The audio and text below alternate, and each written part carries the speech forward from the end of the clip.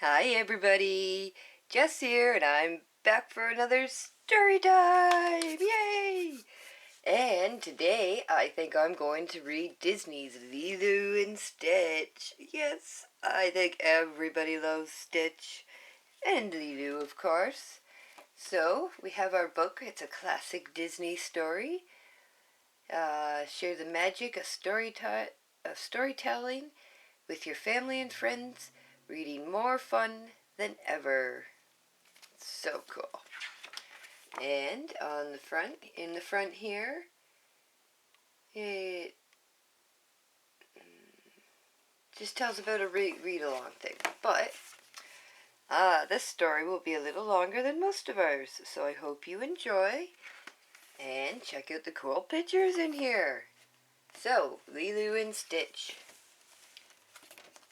I want to make sure you guys can see the pictures. In a distant remote corner of the galaxy, the Grand Councilwoman listened to a scientist plead his case. Dr. Jumba described his illegal creation.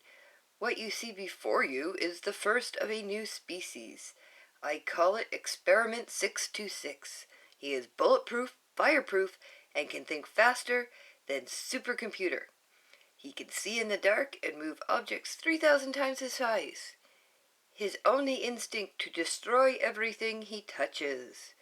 Captain Gantu grew tired of Jumba's antics and had him arrested. The Grand Councilwoman then ordered Captain Gantu to get rid of 626 as well. Oh, poor 626!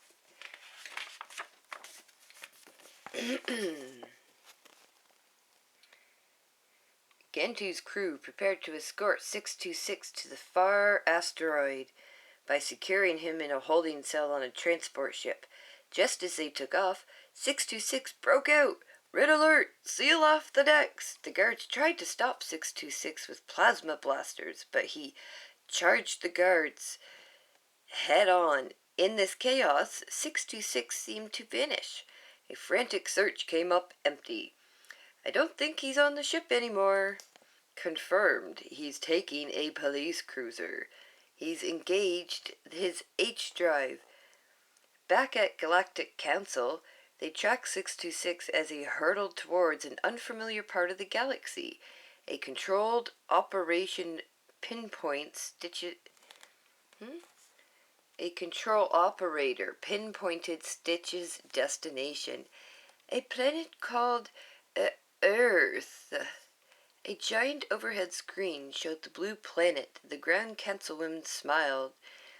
He won't survive in water. His molecular density is too great. Stitch! Okay. Then, tiny islands suddenly appeared in 626's path. We have to gas the planet. Agent Pleakley, an expert on planet Earth, rushed in. Earth is a protected wildlife reserve. We've been using it to rebuild the mosquito population, which, need I remind you, is an endangered species. Rather than destroy Earth, Jumbo was paroled so he could anticipate his creation's actions and swiftly apprehend 626. 626 will not come easily. Maybe direct hit from plasma cannon might stun him long enough to restrain. But it's a delicate planet who's going to control him. Pleakley was given the job. And this is Pleakley.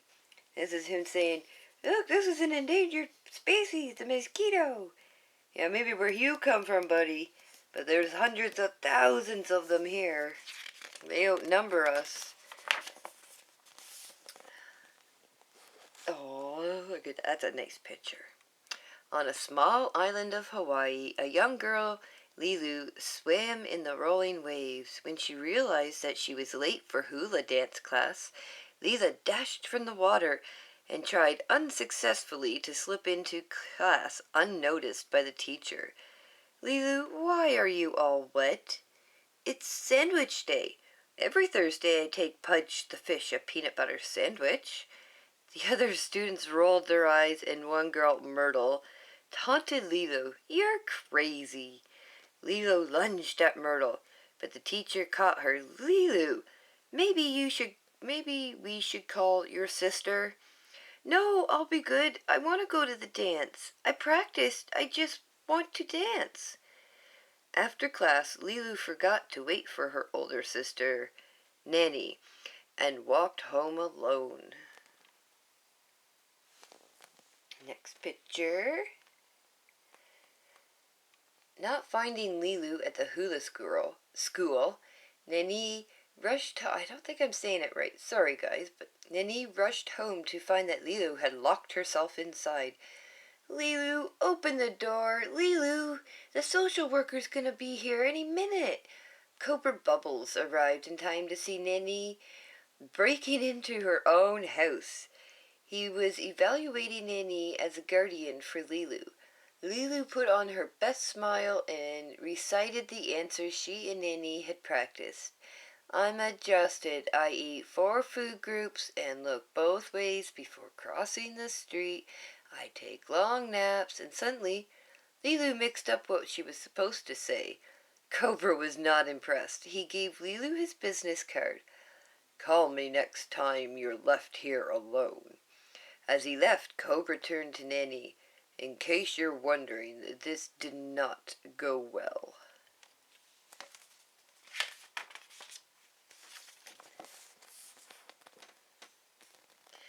Nanny was upset with Lilo. The two sisters had a big fight.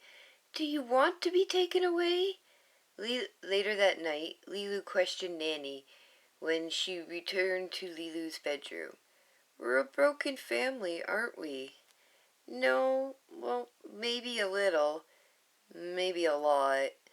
I tell you what, if you promise not to fight anymore, I promise not to yell at you, except on special occasions." Suddenly Lilo saw a shooting star and pushed Nanny out of her bedroom so that she could make a secret wish. "It's me again. I need someone to be my friend. Someone who won't run away. Maybe send me an angel, the nicest angel you have." Hearing Lilo's wish, Nanny sensed how lonely Lilo was and that she could use a playmate. Aww. Lilo did not know that the shooting star was actually 626's spaceship crash landing in a field of sugarcane. 626 emerged from the wreckage and walked onto the road, where he was mowed over by a convoy of trucks. Oh no! The spikes on his back caused all their tires to burst. The drivers got out to investigate. "There it is! It's jammed under the fender." Next thing we knew, 626 woke up in a kennel without his blaster or uniform. Within seconds he escaped from his kennel cage and sneaked out of the building, passing unnoticed by Lilo and Nanny, who were arriving at the kennel to adopt a new friend. Next page. Outside, a scorching energy blast narrowly missed 626. "Jumba!" He dashed back to his cage. Just then, Lilo entered to pick out her new pet. "Are there any animals in here?"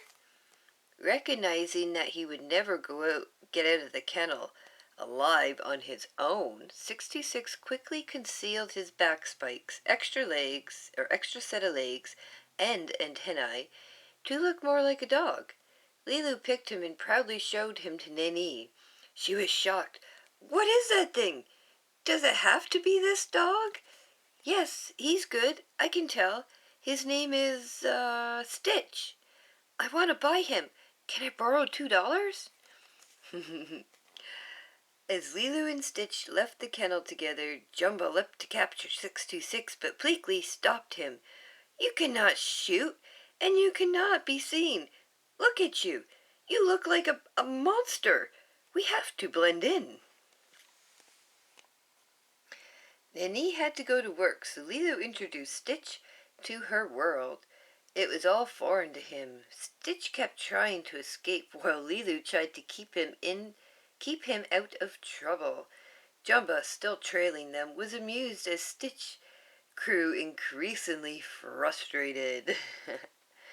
That night, Lilo and Stitch ate at the luau where Nanny worked. Lilo showed Stitch her drawing.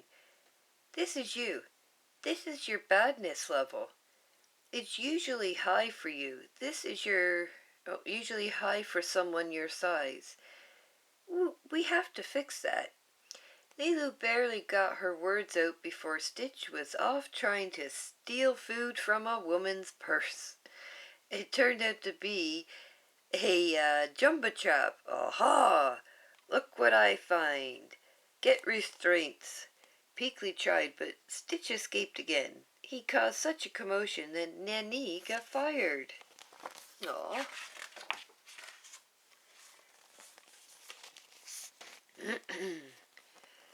Lilo eagerly brought Stitch home. This is a great home. You'll like it a lot. Stitch proceeded to destroy anything in his path. Lilo objected when Nanny disciplined Stitch. Be careful of that little angel. It's not an angel, Lilo. I don't even think it's a dog. We just have to take him back. He was an orphan, and we adopted him. What about Ohana? Ohana means family. Family, nobody gets left behind. Or forgotten. I know. I hate it when you use that Ohana against me. Lilo took Stitch up to her room. Stitch found an old photo under Lilo's pillow. Be careful of that! You don't touch this. Don't ever touch it. Later, Stitch found a book about an ugly duckling. He was curious about it. Lilo explained that in the end the duckling was happy because he knew where he belonged. Cute! The next day, Nanny was startled when Cobra appeared at her door. Heard you lost your job. Stitch ran by and threw a book, hitting Cobra squarely on the head. Hey! As he left, Cobra told Nanny that his patience with their situation was wearing thin. The next time I see this dog, I expect it to be a model citizen. All that day, Nanny dragged Lilo and Stitch along as she interviewed for jobs. Lilo used the time to teach Stitch about her hero, Elvis Presley. Elvis Presley was a model citizen. I've compiled a list of his traits for you to practice. However, as Stitch excitedly practiced such things as dancing and playing guitar, he disrupted every interview. Aww. It's a long book. Oh, make sure you guys can see that. When the day drew to a close, Nanny still had not gotten a job. Lilo, Stitch, and Nanny were sitting quietly on the beach when Nanny's friend David walked up. Hello, Lilo. How's it, Nanny? We've been having a bad day. Hey, I might not be a doctor, but I know that there's no better cure for a sour face than a couple of boards and some choice waves. What you think? Nanny agreed, so they all joined David in the sparkling water. Each new wave carried them further and farther away from their troubles. Despite his dislike for water, even Stitch became captivated by the sport, and when they returned to shore, he dragged over a surfboard, asking for another ride. Aww. Meanwhile, Pleakley was on his space communicator updating the Grand Councilwoman on the status of their mission. Things are going well. Jumba, aren't they going well? I would have to expect you back by now with 626 in hand. As Lilo, Stitch, and Nanny headed out into the water, Jumba saw an opportunity. Hang up. We're going swimming. As the trio surfed through the green barrel of wave, Jumba swam up from underneath the white water. The white water of the crashing wave hid Jumba as he pulled Stitch beneath the tide. Nanny and Lilo surfaced and looked around. We lost Stitch. Stitch struggled frantically and broke out of Jumba's grasp. Before he could reach the surface, he ran out of air and started to sink. Fortunately, David was nearby, searching for him, and rescued the waterlogged Stitch and carried him up to the beach to where Lilo and Nanny were waiting. He's unconscious, but I think he's alive. Soon, Stitch exploded back to life, disoriented and fighting.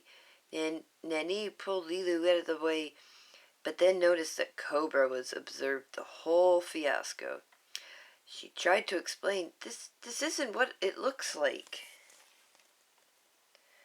Cobra just shook his head. I know you're trying, Nanny, but you need to think about what's best for Lilo, even if it removes you from the picture. Defeated, Nanny looked at Lilo in her arms and started home. David felt heartbroken. You know, I really believe you had a chance. Then you came along. Stitch felt hurt and guilty because he knew that he was to blame.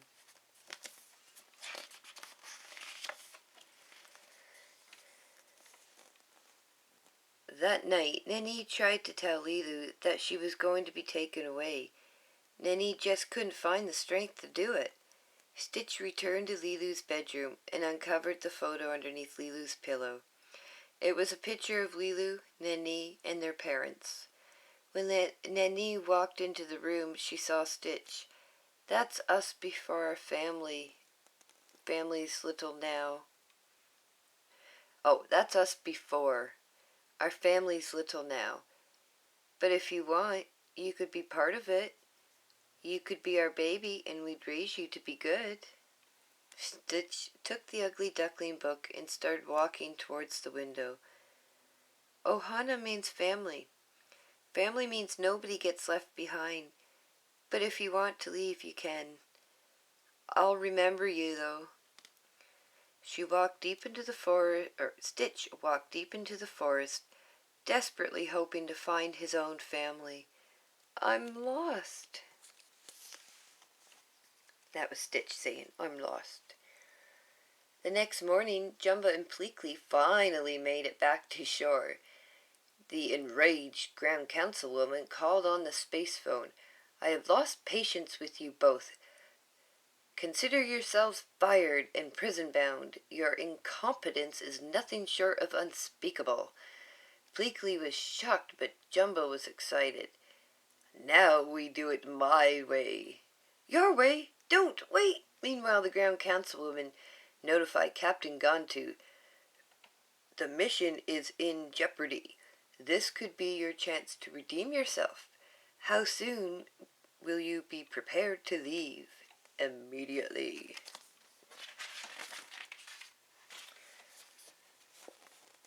Jumba caught up to Stitch in the middle of the forest. Stitch told Jumba that he was waiting for his family. You don't have one. I made you. You built to destroy. You can never belong. No. Don't run.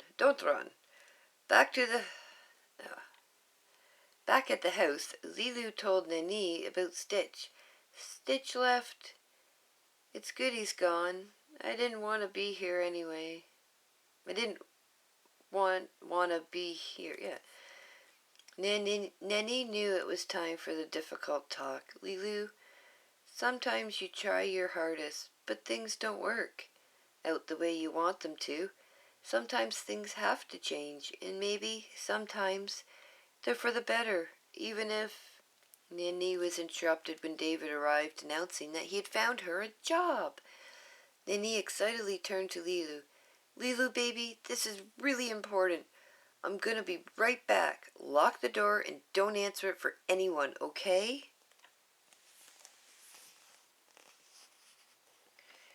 Seconds after Nanny left, Lilo was shocked to see Stitch burst through the door. Lilo was shocked to see Stitch burst through the dog door. He tried to sneak Lilo out of the house, but Jumba rushed in. Pleakley arrived to see Jumba and Stitch fully engaged in reckless battle. Lilo ran to the phone.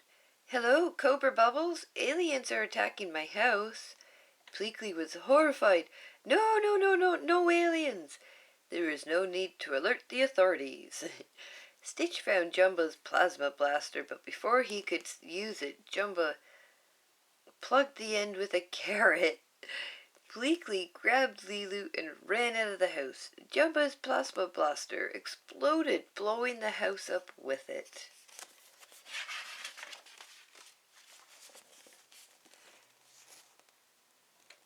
In town, Nanny graciously thanked her new boss when the sirens stopped her speech. A fire truck raced up the road towards her house. She ran home to find the remains of the house in smoldering ruins and Lilo safe in the arms of Cobra Bubbles. When Cobra saw Nanny coming, he gently put Lilo in his car. Nanny pleaded with him, "Don't do this. I'm the only one who understands her. You take that away, she won't stand a chance. She needs me." This is what she needs. While they argued, Lilo slipped out and ran into the forest. Stitch crawled from the rubble of the house and saw Lilo's scorched family photo. Knowing that this was Lilo's most valuable possession, he grabbed it and went to find her in the woods.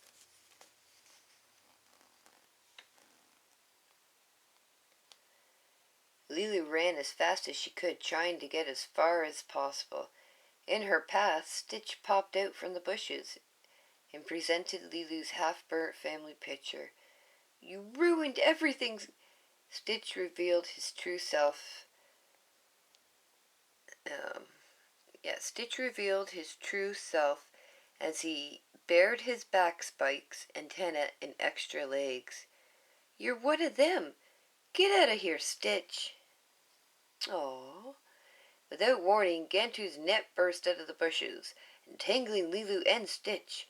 Nanny arrived just in time to see Gantu load Lilo and Stitch onto his ship.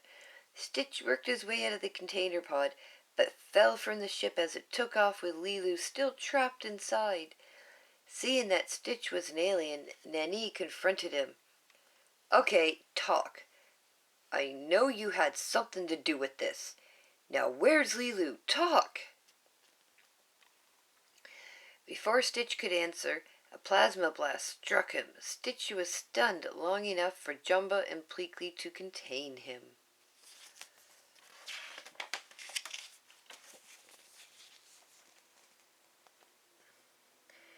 Nanny was shocked to see more aliens. "Where's Lilo?" Jumba was unsure if he should interact with this human. Sorry, we do not know anyone by this, Lilo, she's a little girl, this big, she has black hair and brown eyes, and she hangs around with that thing? Bring her back." "See, problem is, we're just here for him. So she's gone." Stitch shuffled over to Nanny and spoke the words Lilo had taught him. "Ohana means family. Family means nobody get left behind or forgotten." Everybody piled onto a motorcycle and raced off to Jumba's and Pleakley's hidden spaceship. Once in the air, Jumbo used his ship to bump Gantu and sent his ship spinning out of control. Stitch blew the doors off of Jumbo's ship, was sucked out into the sky, and landed on Gantu's windshield. "Little savage, get off my ship." Lilo watched helplessly as Gantu blasted Stitch off the speeding ship. Stitch was knocked out briefly, but was energized when he heard Lilo's call. "Don't leave me, okay?" Just then, Stitch saw a gas tanker driving towards him. He jumped in, scared away the driver, and drove it into a pool of molten lava. When the tanker exploded, it rocketed Stitch towards Gantu's ship. He crashed through the windshield and rescued Lilo. "You came back." Nobody gets left behind. The ship splashed into the ocean, and David, who was surfing nearby, of course, helped everyone ashore. There they were met by Cobra and a fleet of aliens. The Grand Councilwoman prepared to take Stitch back to prison at once. To her amazement, Stitch wanted to say goodbye to Lilo. The Grand Councilwoman demanded an explanation. "This is my family. I found it all on my own. It's a little broken, but it's still good." Cobra stepped in. "Lilo, didn't you buy that thing at the shelter?" "Hey, 3 days ago I bought Stitch at the shelter. I paid $2 for him. See this stamp? If you take him, you're stealing." The Grand Councilwoman made a new proclamation. "Take note of this. This creature has been sentenced to life in exile, a sentence that shall be henceforth served out here on earth."